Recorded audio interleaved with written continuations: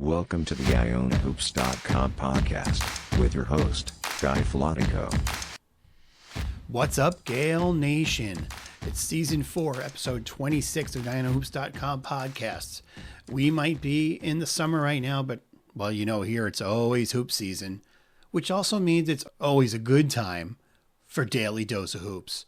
Jaden Daly will be joining us to take a look at, well, another rough year, another rough offseason for the MAAC, as many rosters got stripped bare once again, including Iona's, of course. But Jaden's also going to be on because he's going to help us get reacquainted with a former St. Peter's Peacock, who is now an Iona Gael, Clarence Rupert. Oh, by the way, it was Clarence's birthday just recently, so happy birthday, Clarence. Anyway, so Jaden's here to drop some knowledge with us and visit with us here during the off season. I'm sure he'll be back on for a preview of the MAAC once we get into season 5 of the podcast. But season 5, good heavens. Anyway, just one quick iota as we get ready to dive into this episode. Iotas. I know. You guys have been beaten over the head with NIL stuff, even on this podcast. And I know you've got lots of questions. Well, the Gaels Nation Collective wants to provide some answers.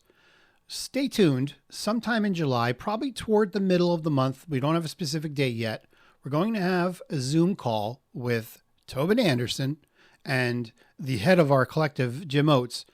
Both Tobin and Jim will answer all of your questions about NIL. What is it? How does it impact the program? How is the money used? What is it really going toward? I know everybody's got lots of questions of what it all means. And this is an opportunity, a forum for you, the fans, to ask these questions. Stay tuned for more details on that. In the meantime, if you go to gaelsnation.com, you'll see the information on the golf tournament that's going to be on July 29th. We'll have more on that, but that's how you can join it to play as a golf or join as a foursome or sponsor the event. And again, that is completely related to the collective, not Iona Athletics, which was the golf outing that took place earlier in June. So again, stay tuned. The next episode of the podcast will have the specific date of whenever that Zoom call will be, but it'll be a couple weeks before that July 29th golf outing. Stay tuned on Twitter. Stay tuned on the Iona message board for details. I imagine gaelsnation.com, of course, will have it as well. But again, Tobin and Jim Oates will both answer your questions, and it's going to be really enlightening, I think, for a lot of you to hear some of their takeaways on the NIL experience. So stay tuned for all of that. And with that, guess what? We have the return of the offer roundup. I'm going to make him an offer he can't refuse. Iona recently offered class of 2025 6'4" shooting guard CJ Shaw. He is a 3-star on both 247 and on 3. He's at a Mojave High School in Nevada. He is a versatile scorer. He averaged 20 points per game, more than 20 points, I should say, in both high school and AAU ball. Also holds offers from, get this list, Xavier, UNLV, Utah State, Santa Clara, Cal Baptist, Montana, Portland State, Southern Utah, Texas Arlington, UC San Diego, and Utah Tech. Be interesting to see what happens with his recruitment. Iona's also been involved with a pair of 2026 players from the Midwest Renegades AAU program in Illinois, offering both players back in April, actually, this was. We were so busy with portal things we didn't keep track of high school recruiting. 6'6" forward Jordan Williams out of Fremd High School in Illinois, and also 6'4" guard Carson Thomas out of Lincoln Way East. They each picked up offers from the Gaels staff. Williams is a versatile forward who averaged 17.7 rebounds, 3 assists, played the 1 through the 4 this past season for Fremd. He has a point forward vibe to his game, so he's fun to watch out there. And he's also been offered by Cal State Northridge. Thomas also averaged 17 points and 7 rebounds for Lincoln Way East. That's kind of strange. He's described as a 3-level scorer and a true two-way player, and has other offers from Cal State Northridge and also Northern Illinois. Let's keep an eye on these high school recruits as we start to dig into the summer recruiting season. And with that, let's dig into our guest, the one and only Jaden Daly of Daly Dose of Hoops.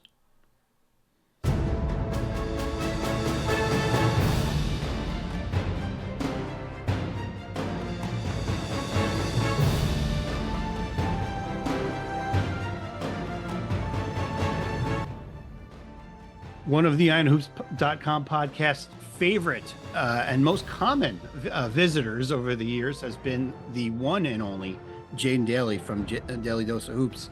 Jaden, welcome back to the pod. Yeah, it's always a pleasure to come on with you, brother. And the fact that I may not be necessarily your favorite, but the consensus favorite just makes me happy. It makes me feel like I've done something good for Iona basketball for the last decade plus. So I am more than happy to come on whenever you need and try to share what little knowledge I have. Well, I would say you have more than a little. You've been covering the MAAC for more than a decade now, and I know you've expanded your horizons a bit. But hey, you know, we know where your heart is, so that's always a good thing, and that's why we have you coming back, and that's why people say when you haven't Jaden on again. So here we are. Absolutely, the MAAC's always been a big part of my brand and always will be, even if I'm not going to be around as much in the coming seasons for whatever reason. But my heart is still within the MAAC footprint. Absolutely. Indeed. Speaking of the MAAC, we haven't talked to you since AC. That's the last time I saw you as well. So let's talk about the MAAC tournament a little bit. I know there was some humble podcaster who actually picked St. Peter's to win the tournament. Let me go back and get your thoughts on the MAAC tournament, how it went, what surprised you, what didn't, and just get your take on Atlantic City as well. Well, maybe it's me, and I was only there for the first 2 days, for Tuesday and Wednesday, because I was pressed into Big East duty for the rest of the week. So I didn't see firsthand what went down after the quarterfinals, but maybe it's me. I feel like this past year's MAAC tournament was a little more chalky than usual, whereas you didn't have the upsets that you'd normally find in the early rounds, in the Pig, and the quarters.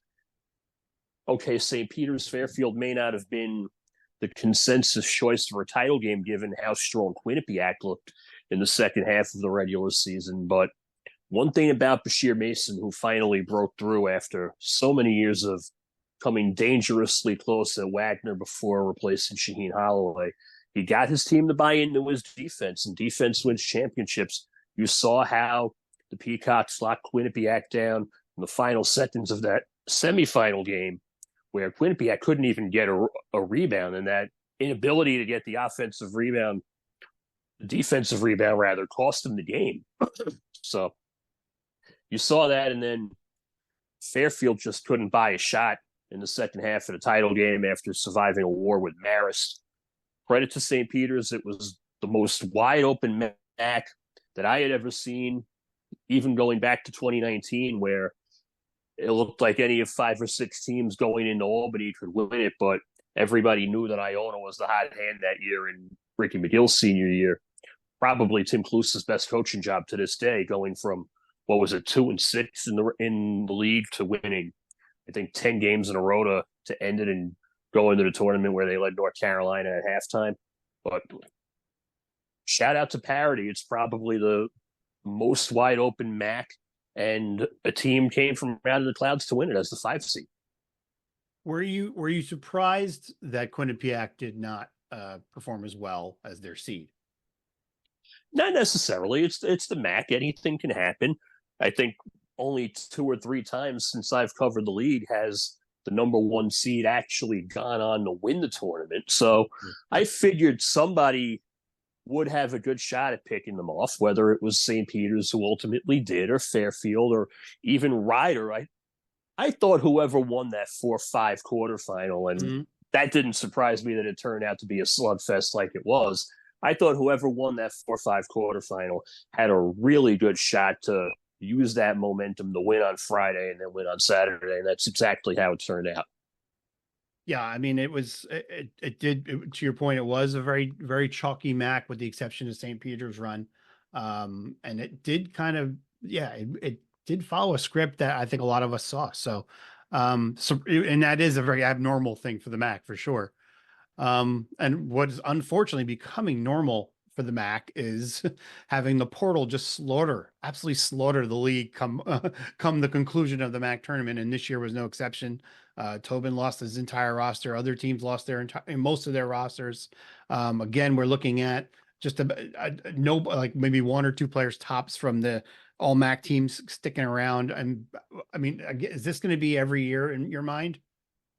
Yeah, it's the nature of the beast now, Guy, where you see the gulf between the haves and the have-nots as far as NIL, and it's only expanding. It's becoming more and more of a chasm within the landscape between the low and mid majors and the Power Five. Now that the Pac-12 is officially non-existent, you have more high major schools that will poach players and can afford to compensate them, maybe not justly, but more so than some of the mid majors that they're playing for can. And you're seeing kids take advantage of their worth and their market value, and that's just how it is. It kills the MAAC, it kills the NEC, which was gutted like the MAAC was for a few years before and still is. It kills leagues like that in the America East, but unfortunately, until this gets regulated, it is what it is. You can't put the toothpaste back in the tube. And so I've certainly feel for Tobin again having to replace an entire roster. Again, right. Although the first time it was because of a coach who we do not talk about on this podcast anymore. But so here's a thought though. The off seasons have become a little more interesting because of the portal, and if there is a positive, that's it. Do you agree with that or no?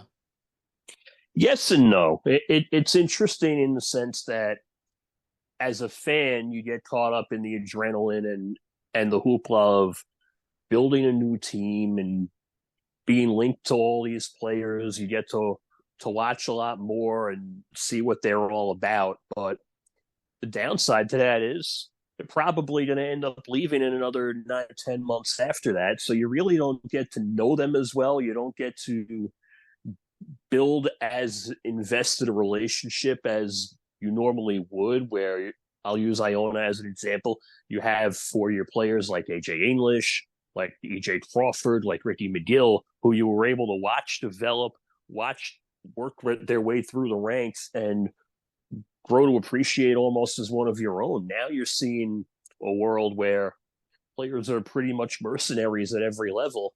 And if the money is not right, they're going to go look for a place where it is. And now, of course, on this podcast, and I have it easier than folks like yourself. I'm following one team. I'm following one recruiting cycle. Certainly I watch the rest of the MAAC, but not to the level that others do.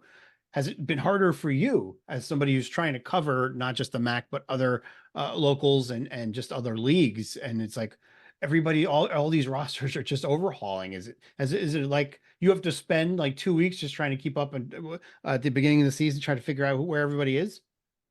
Oh yeah, it was particularly harder this off season too, when it trickled up to higher levels and Hofstra lost a handful of players, and I'll use Hofstra here because they picked up Gene Aaron-Goran. So one of Tobin's former point guards is still going to be in the area with Speedy Claxton on Long Island. And I think Iona still plays Hofstra. I think that series is still active for another year. So we'll get to see Gene again this coming season. And Seton Hall lost 9 players. I wasn't expecting that. I know Seton Hall has had difficulty raising NIL funds and trying to match what its competition in the Big East has in some places, but I wasn't expecting to see Kadari Richmond and Dre Davis both leave. I thought maybe one would go and the other would stay. As it turned out, both left. Davis went to Ole Miss and Richmond got poached within conference. They were talking to him 2 months before he actually left, and he ended up at St. John's. So it was hard, where you're seeing teams that you cover more often than the mid-majors that I deal with go through the same thing. And even Rutgers to a degree too, losing Cliff Amori and then picking up Jordan Durkak from Merrimack, who would have been first-team All-MAAC had he stayed. Zach Martini, the 5th-year senior from Princeton, coming to Rutgers.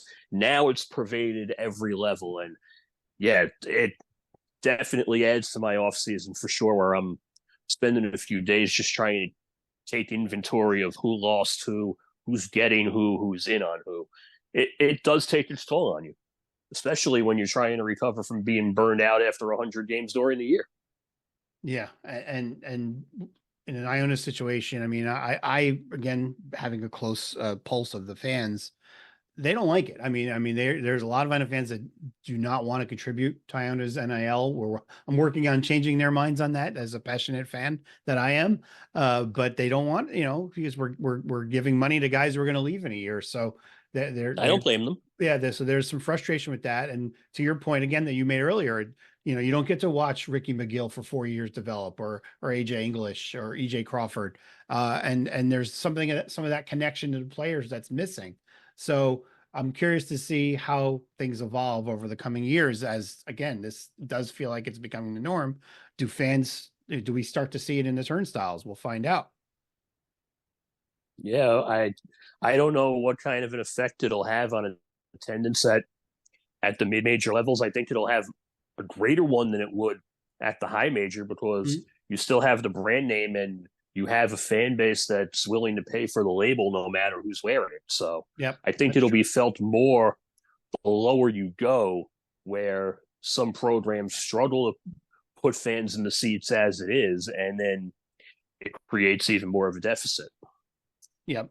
Well, one of Tobin's focuses during this offseason is getting tougher. He often spoke post game. We weren't tough enough. We weren't tough enough. Mm-hmm. You heard him say it a lot. I don't think there's a recruit that fits the mold of what he was looking for as much as a player by the name of Clarence Rupert, who we know well in MAAC circles, especially well. We want to talk about him as the former St. Peter's Peacock, part of their Elite Eight run, and now as a Gael. So let's talk about Clarence. Let's go back to his freshman year at St. Peter's. He had a modest year statistically. He's part of a big rotation. Shaw played a lot of guys. Even had a really quiet MAAC tournament, but then, hello NCAA tournament, and all of a sudden everybody knew his name. His scoring averages went up. His rebounding numbers went up. Had 11 points, 3 rebounds, 3 steals, 2 blocks in the upset of Purdue. And I know you followed St. Peter's throughout that entire epic run. So we'd love to hear your take of what you got to learn about Clarence and what you saw of him during that NCAA tournament. Yeah, I was very impressed and very happy when I saw that Clarence Rupert was targeting Iona and then ended up signing with Iona, because I know what Tobin's going to get from him. A very physical, imposing type who plays above his height and his size sometimes. And he mentioned the numbers against Purdue. He and Casey Nadefo did a brilliant job on Zach Edey in that Sweet 16 game 2 years ago, where I still marvel at how St. Peter's was able to get that done.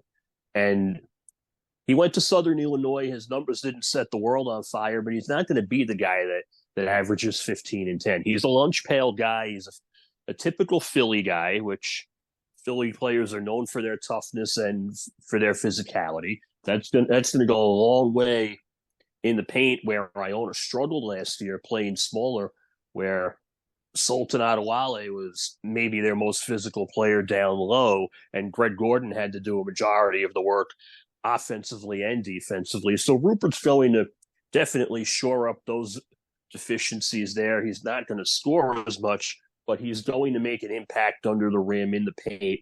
And I think for a team like Iona and a style that Tobin wants to implement, it's the perfect fit. They need somebody experienced and someone who knows the lay of the land. He's obviously been in the MAAC, so he knows what to expect from a style standpoint from that conference, even though the players may have changed.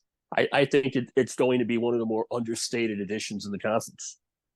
Yeah, as you said, he parlayed his success in the NCAA tournament with St. Peter's to that move to the jump up to the Missouri Valley. Played 2 years for SIU. Career highs last year: 21 minutes per game, 7.5 points, 5.7 boards, shot 56% from the floor. I would expect that he will at least match all those numbers, if not, modest improvements on all of them. And as you said, He plays bigger than his size, and that was one of the things Iona fans talked a lot about this offseason as Tobin was filling out the roster. Where's our center? Where's the 7-footer? And when we got Rupert, and I kind of said, I don't know if we need a 7-footer because you're not moving Clarence in the paint. So again, talk about that game against St. Peter. I'm sorry, against Purdue a bit when. I mean, because Clarence obviously did spend some time guarding Edey. What did you see? I saw someone who wasn't intimidated and someone going up against the guy that he gave up 7 or 8 inches to. He didn't care. And that was a credit to the way Shaw plays, where he's got a relentless and fearless group with a killer instinct.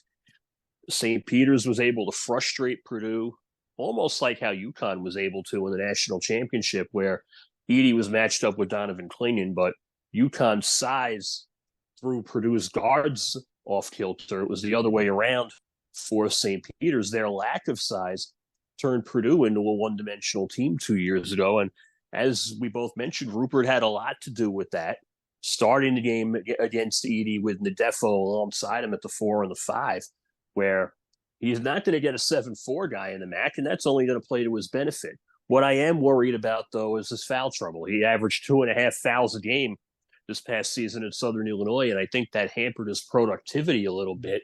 If he can be more disciplined and play without fouling, especially on the defensive end, you could see him average maybe 11 or 12 and maybe a 7 or 8 and sneak into that second, third team all MAAC ceiling right there. If he can cut down on the fouls. And I think that's something that Tobin and his staff will have to work on this summer. Yeah, definitely. And Iona's gotten other guys in his mold. Yafet Mundi is a 6'8" forward center, again, very much in that mold as well, just looking at his JUCO tapes.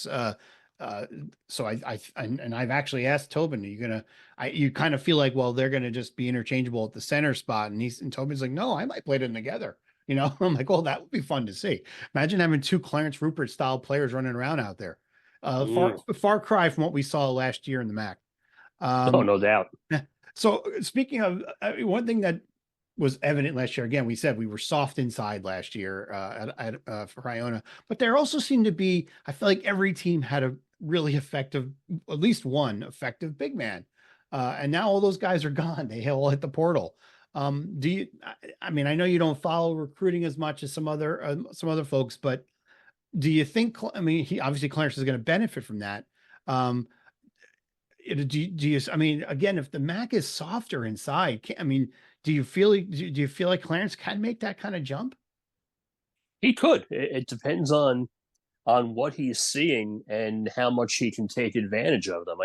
I still have to take a look at, now 12 other teams, because MAAC and Sacred Heart are coming into the league. That's and right. MAAC has a strong front court too, with Brian Itumnu coming back from last season. And I believe Joe Gallo picked up a couple of other guys either in the portal or through the JUCO ranks. And Quinnipiac obviously gets Amari Tice and Paul Otieno back, so they're going to be among the favorites in the MAAC.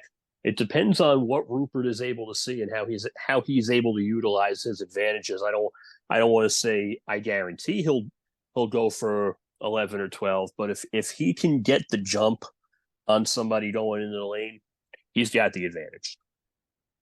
Well, you brought up Quinnipiac. I think they're a safe bet. They're going to be picked first.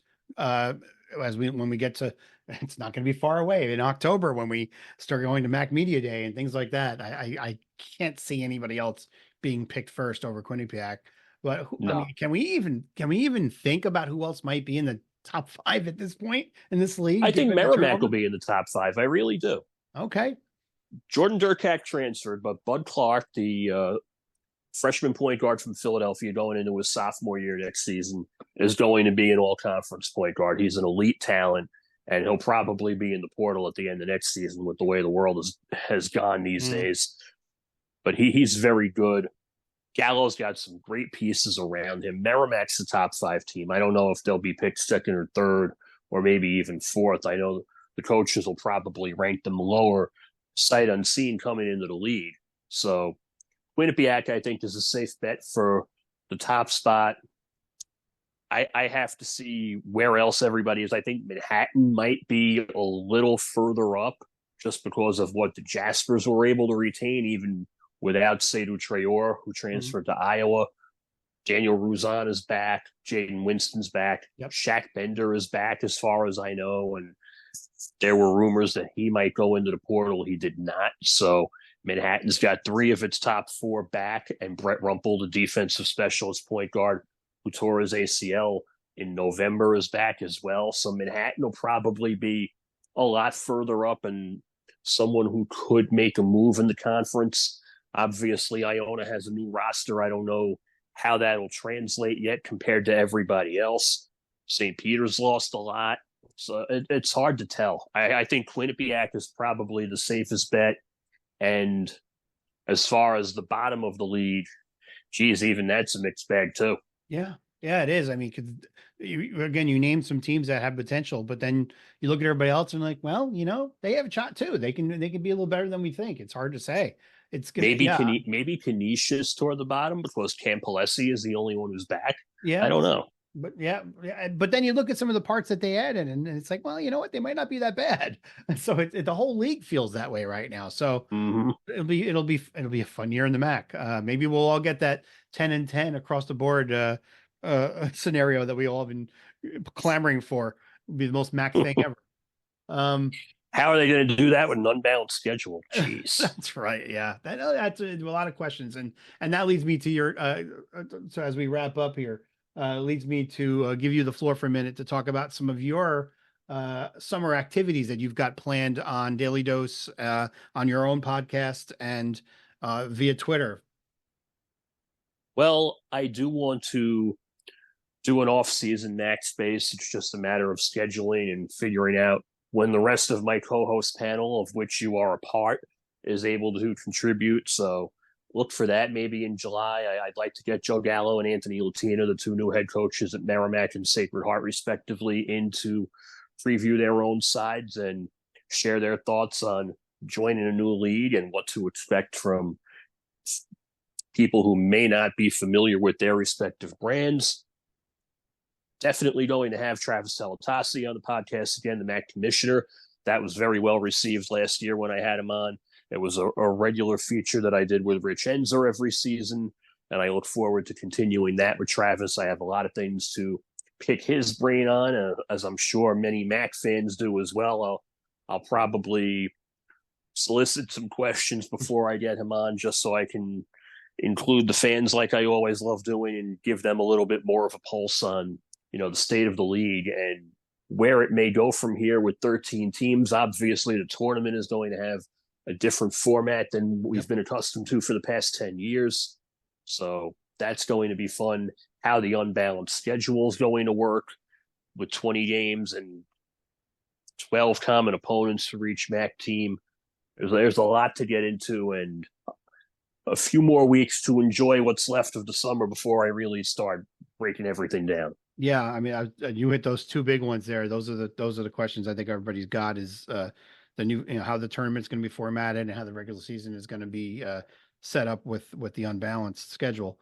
So yeah, we'd be looking forward to those. And certainly when I know of those, I will share those with Gael Nation because as I've noted, they all need their daily dose. So Jaden, thanks again for coming on to the podcast. Thank you for, again, reminding us on what Clarence Rupert brought to St. Peter's during that Elite Eight run. I think some of us, it was like yesterday, but it was also, a ways back now. It wasn't like last season. So thank you for that refresher. It was really helpful. And any parting thoughts for you, for Iona fans, as we get ready for Tobin, year 2 of Tobin? Well, Guy, thank you so much, as always, for having me on. And you were spot on. 2 years is an eternity in this business. It feels like 30. The more you think about it, and the more the off season turns into a roller coaster with the portal and what have you. As far as what to expect this season, it's almost the same as last year, where you have a blank canvas and you can really draw your own picture as to how you think the season will go. You can't help but be optimistic in terms of what you're getting to know between, the aforementioned Clarence Rupert. I'm very intrigued to see James Patterson up close and in person.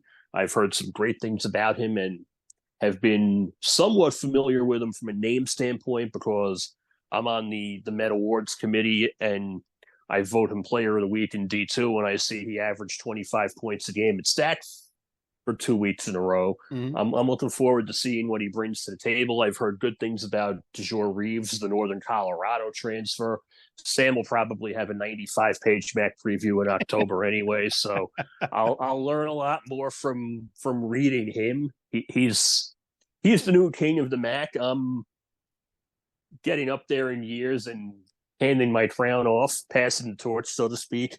But I think year 2 is probably going to be more intriguing than year 1, just because you don't have the pressure that Tobin felt last year. New guy coming in, replacing a coach with 2 national championships who tried to put his own image on the program. And now he's got more of a blank slate as well and can really bend everything into his vision a lot more because they're all his guys and he's looking for a particular fit. So I'm very intrigued to see what the future holds for this group as well, just as you are. And I'm sure the time will come sooner rather than later.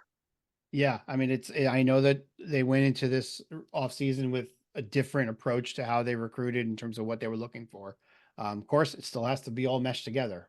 So it'll be fun to see. I think you and I will get a chance to see the team some point during the summer, hopefully, and then soon enough we'll be playing games. So thank you again for coming on, Jaden. We appreciate you as always, and we will see you again during the season. Always a pleasure, Guy. I'll see you soon, brother. Thank you. Thanks again to Jaden Daly from Daly Dose of Hoops for joining us here in summertime. We appreciate him stopping by. And hey, we've got a couple more guests coming up over the next few weeks to look at some of the other new Gaels. And again, like I said, season 5 of the podcast and preview season is only a couple months away. It's hard to believe. So stay tuned for all of that as we work through the summer months. Enjoy, Gael Nation. Thank you for listening to this edition of the IonaHoops.com podcast. This podcast is a production of IonaHoops.com and its publisher Guy Flatico. The opinions shared during this podcast are those of Guy Flatico, IonaHoops.com, and any featured guests. This podcast is not affiliated with Iona University Athletics or the university itself. Thank you for supporting IonaHoops.com.